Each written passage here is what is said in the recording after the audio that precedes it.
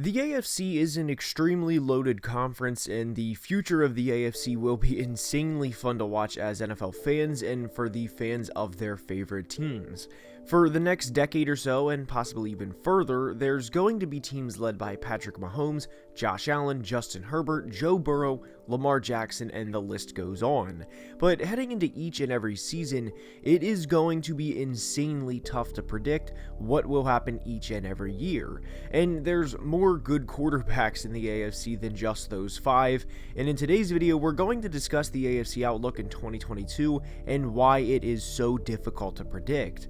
There are multiple factors that go into this, and we will discuss each and every one, so without further ado, let's begin.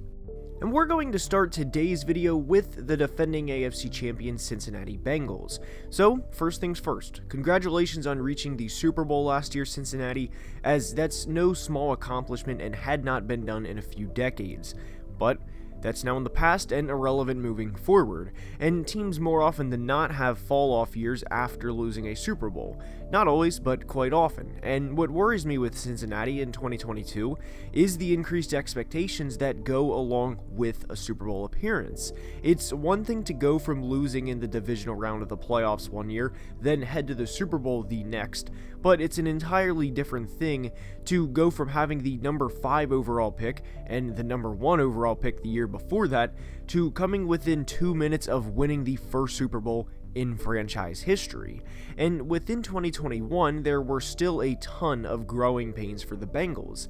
I mean, guys, this team lost to the Chicago Bears early in the year and eventually lost to the Jets as well. And what worries me with them is everyone will be giving them 110% every single week, and that's just one reason why it's so difficult to repeat in the NFL, is having that huge target on your back. And this isn't to say I'm a non-Joe Burrow believer or anything like that, as much as it is to say they have a murderer's row of games when they come off the Week 10 bye. The schedule is shown on the screen, but there are no off games here, or games against teams you'd think they'd beat comfortably and can relax a little during the month of December. That also doesn't mean they'll lose every game during this, but it's going to be damn near 8 playoff games heading into the big dance. And to expect Cincy to win 7 or all 8 of these games because they have Joe Shiesty or Joe Burr or whatever is crazy. But there are more teams than the Bengals in the AFC, and we will move on to the team they beat in the AFC Championship game, and a team that's been to 4 straight AFC Championship games, and that's the Kansas City Chiefs. With Kansas City, the immediate thought is, oh, well, they lost one of the most dynamic players in NFL history and a player who paired perfectly with their big-armed quarterback. How will they handle this adjustment in 2022, which is a completely plausible thought, by the way. And I don't expect the Chiefs to be as high scoring as they have been over the past 2 or 3 years, or as flashy, but Patrick has matured in the league and they have become more slowed down and methodical of an offense over the past couple of years. So I don't think they're screwed because they traded Tyreek. But what I fear for the Chiefs is they're not the Bulls of the 90s or the Tom Brady-led Patriots, where 90% of the time they have a tough opponent, they seemingly still come out with a win when it matters most. Their first 7 games are insanely tough, as they'll face any and every type of opponent along the way.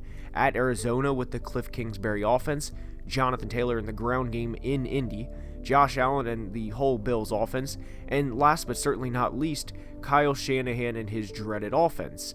They're also in an extremely tough division, and you could tell me at this point in time that any of the teams from this division will come out victorious, and I could believe the argument that you would make for the respective team. You'd have to think Justin Herbert and the Chargers are going to take another step this year, as they barely missed the playoffs last year, and they made significant improvements to the roster this offseason. And as for the Las Vegas Raiders, they nearly beat the Bengals in the playoffs and added 2 of the best players at their positions in all of football in Chandler Jones and Devontae Adams. And the Broncos, who have been a quarterback away for a couple of years now, added a future Hall of Fame quarterback in Russell Wilson. So for Kansas City 2022, more so than any year in the Patrick Mahomes era, this will be an absolute dogfight just to win the division. And the chokehold they've had on the AFC West since 2016, even predating the Mahomes selection, may be in jeopardy this year as eventually all things come to an end. And with that comment, I'm not definitely saying they won't win the division as much as if you tell me now another team wins the AFC West, it would not surprise me in the slightest. And the only division within the AFC that I think for sure is set with a division winner is the East with the Buffalo Bills.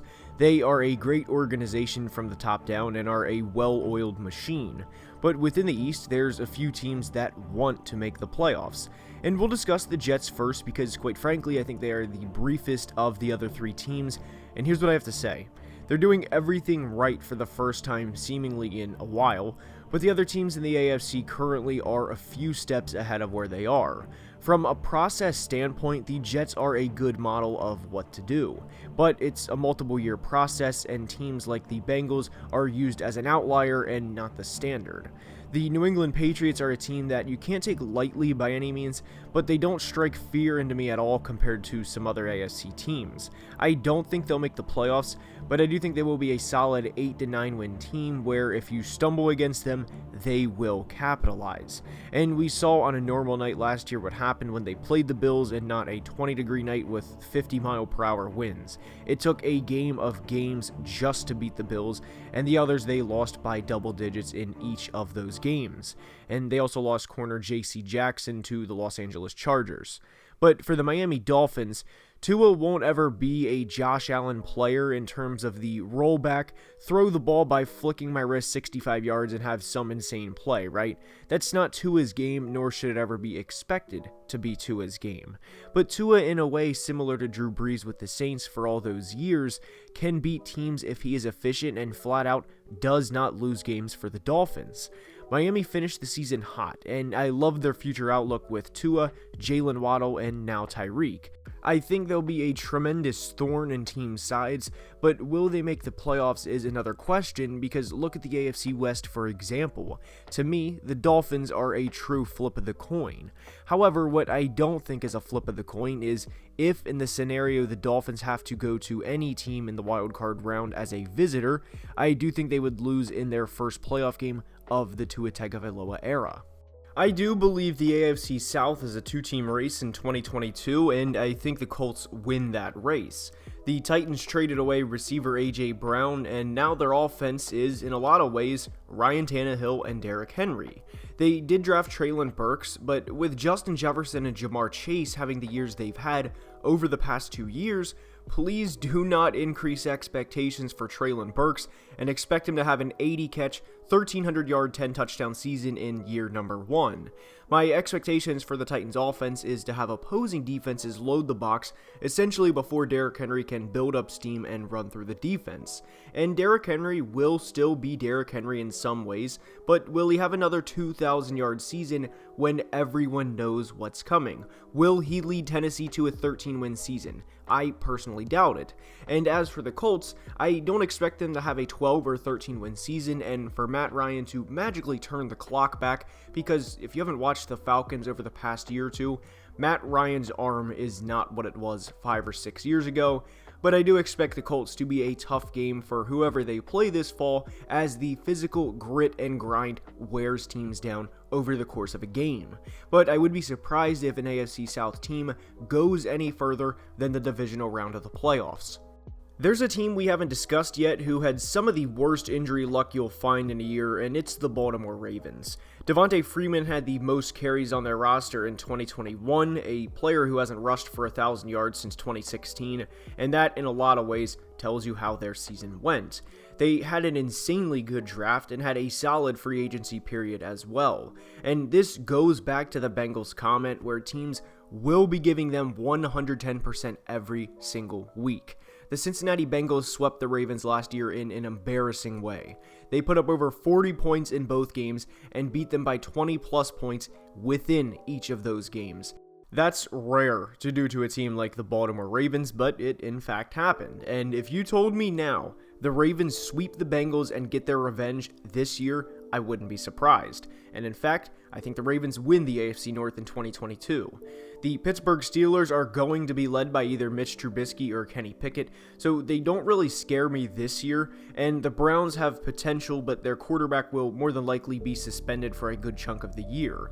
If I had to pick a team right now to win the AFC and to represent them in Super Bowl 57 next year, I would go with the Buffalo Bills, as I believe it is their time. But there are countless other teams that could go, and it wouldn't surprise me one bit. And with that being said, that's all I have for today's video. I hope you enjoyed, and if you did, now is the time I ask you to please leave a like and subscribe to the channel, as it would truly mean the world. And until next time, as always, please be safe and have a great day. Love you guys.